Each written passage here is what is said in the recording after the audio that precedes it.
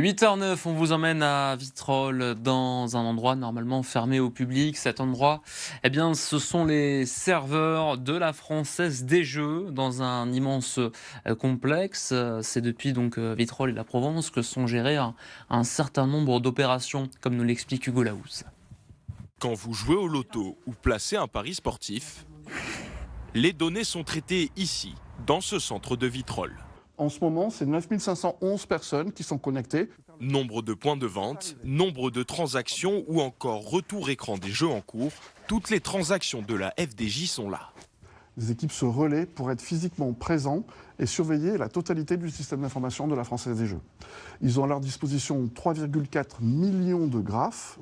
Et évidemment, quand on parle d'un data center, les premières images qui nous viennent en tête, ce sont ces machines qui se trouvent juste derrière moi. Ici, à Vitrolles, il y a plus de 17 000 unités qui calculent, connectent et stockent les données de la Française des Jeux. Des unités extrêmement protégées face à toutes les éventualités, de la panne électrique jusqu'au risque incendie. On n'éteint plus un feu dans un data center en envoyant de l'eau. Ce qu'on fait, c'est qu'on coupe, on n'entretient pas le feu en enlevant l'oxygène du data center. Pour ça, on remplace l'oxygène par un autre gaz. Ici, c'est de l'argon mélangé à de l'azote.